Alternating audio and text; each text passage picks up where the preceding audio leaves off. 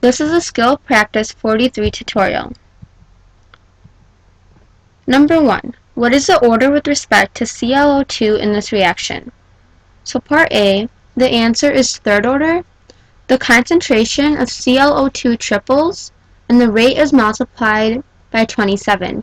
3 relates to 27 by the third power, which is why the order is also the third power. Part B. What is the order with respect to I- in this reaction? And the answer is fourth power, or fourth order. This is because the concentration of I2 doubles and the rate is multiplied by 16. 2 relates to 16 by the fourth power. C, what is the overall order? As I stated in the ChemQuest tutorial, you add the two reactants as orders, and you get 7. So 3 plus 4 is 7. Okay. Part D, we're going to write the rate law for this reaction, which is simply rate equals K times the concentration of ClO2 to the third power times the concentration of I- to the fourth power. And that again can be figured out using the data they give you in the table above. Part E, we're going to calculate the rate constant with the units. So we're going to, like as I said earlier, you can use any of the experiments and just plug them into the rate law. So we're going to experiment 1, plug in your values for rate, ClO3 concentration, and I- concentration, or ClO2 concentration and I- concentration.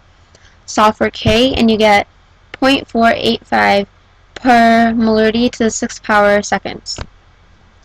Letter F, how does the rate of disappearance of ClO2 compare to the rate of appearance of I2? And the rate of disappearance of ClO2 is twice the rate of appearance of I2, which again can be determined by analyzing the data and the patterns in the table given. Okay. Part 2, or question 2. What is the order for each reactant? The hydrogen peroxide is first order, I- is first order as well, NH plus is 0th order. I'm writing the rate law. Since H plus is to the 0th order, it isn't included in the rate law. So then you just have rate equals K times concentration of H2O2 times the concentration of I-. And again, just to solve them, or to solve it for part C, pick any of the experiments, plug in data. So we're going to use experiment 1. Plug in your rate, plug in your concentration of H2O2 and the concentration of I-. Solve for K, and you get 0.0115 per molarity seconds.